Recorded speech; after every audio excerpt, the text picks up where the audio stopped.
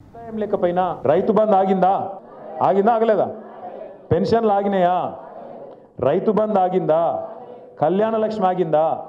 షాదీ ముబారక్ ఆగిందా?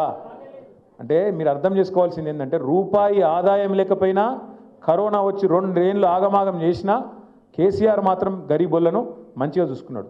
ఈయనకు శాతగాక ముఖం బాగాలేక అద్దం బల కొట్టుకున్నట్టు ఇవాళ రేవంత్ రెడ్డికి నడపచాతగాక కేసీఆర్ మంచిగా ఇచ్చిన కరెంటు కూడా చక్కగా ఎత్తలేదు.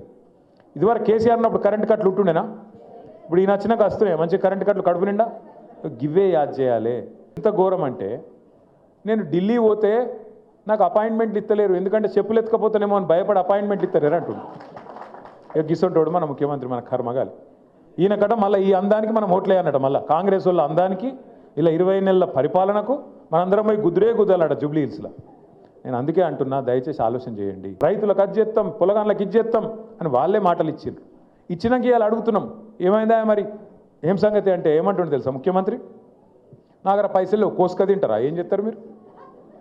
ఇక నాకు గింత తెగించినాక ఏం చేయాలి మరి మనం? కర్రు గాల్చి వాత పెడితే మోసం చేసినందుకు మోసగాళ్ళకు మోసంతోనే కొట్టి జయించి మళ్ళొక్కసారి జూబ్లీ హిల్స్లో మీరు ఒక 50,000 ఓట్ల మెజారిటీతో గెలిపిస్తే అప్పుడు దెబ్బకు దయ్యం దిగుతుంది. లేకపోతే సుధరాయించరు ఇల్లు. లేకపోతే ఏమనుకుంటారు ఇల్లు?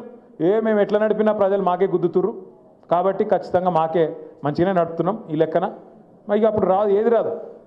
మీరు గిన్న మనం గిన్న ఆదమరిచినాం అనుకో ఈసారి జూబ్లీ హిల్స్లో మనం డీల వాడి లైట్ తీసుకున్నాం ఎట్లా గెలుస్తున్నాం అని చెప్పి ఏం జరుగుతుంది ఎరికేనా? తెల్లారి నుంచి రైతు బంధు ఏం లేకపోయినా నడుస్తూనే ఉంది. నిన్నటిదాకా కింద పడి మీద పడి ఏదో 2,000 పెన్షన్ ఇస్తుండు కదా, అది కూడా కోసి పారేస్తాడు. అవి కూడా రావు. అందుకే నేను అంటున్నా, ఈ ప్రభుత్వానికి సురుకు పెట్టాలంటే, కర్రు గాల్చి వాత పెట్టాలంటే అది బీజేపీ వంతో కాదు. బీజేపీ వాడు కాంగ్రెస్ వాడు ఒకటే, దొందే. ఇద్దరు మంచిగా అండర్స్టాండింగ్లో పనిచేస్తాను. 20 నెలల రేవంత్ రెడ్డి పాలన, 20 నెలల రేవంత్ రెడ్డి కుంభకోణాలు బయటికి రాకుండా కాపాడుతున్నది ఎవడంటే బీజేపీ వాడే. ఇవాళ మీరు ఆలోచన చేయండి. నా మీద కేసు అవుతుంది, కేసీఆర్ సార్ మీద కేసు అవుతుంది. మన పార్టీలు ఉండే అందరు నాయకులు గట్టిగా ఎవడైతే మాట్లాడుతారో అందరి మీద కేసులు పెడతారు.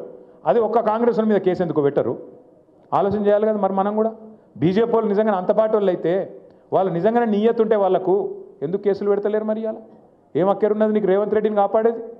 వాళ్ళిద్దరి ఎజెండా ఒక్కటే, మోదీది రేవంత్ రెడ్డిది ఎజెండా ఒక్కటే. ఖచ్చితంగా కేసీఆర్ బొండిగా విసికేయాలి, తెలంగాణ గురించి మాట్లాడేటోళ్ళు లేకుండా చేయాలి, మన ఇద్దరం ఆడుకోవాలి, మైదానం ఖాళీ కావాలి, మన ఇద్దరం ఆడుకోవాలన్నది వాళ్ళ ఎజెండా.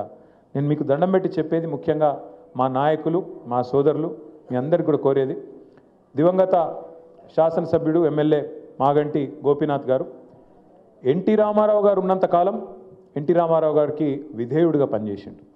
కేసీఆర్ గారితో చేరిన తర్వాత కేసీఆర్ గారికి విధేయుడిగా మనము ఎలక్షన్లో ఓడిపోయినా, కొంతమంది ఎమ్మెల్యేలు జంపుకొట్టినా, నేను అసంటోని కాదన్నా, మళ్ళా కేసీఆర్ గారిని ముఖ్యమంత్రి చేసేదాకా నేను ఎక్కడికి పోను, మీతోనే ఉంటా అని చెప్పి గట్టిగా నిలబడ్డ నాయకుడు మాగంటి గోపీనాథ్ గారు. మనం ఎన్నడూ ఈ 10-11 ఏళ్లలో ఎన్నడూ కూడా కులం పేరు మీద పంచాయతీలు పెట్టలే, మతం పేరు మీద పంచాయతీలు పెట్టలే, ఎన్నడూ కూడా మనం ఆంధ్ర తెలంగాణ పంచాయతీలు అసంటి వాటికి కూడా పోలే. మనం అందరినీ కడుపులో పెట్టుకొని, హైదరాబాద్ మహానగరం అనేది ఒక మినీ భారతదేశం లెక్క కాబట్టి అందరినీ కడుపులో పెట్టుకొని మనం నడిచింది.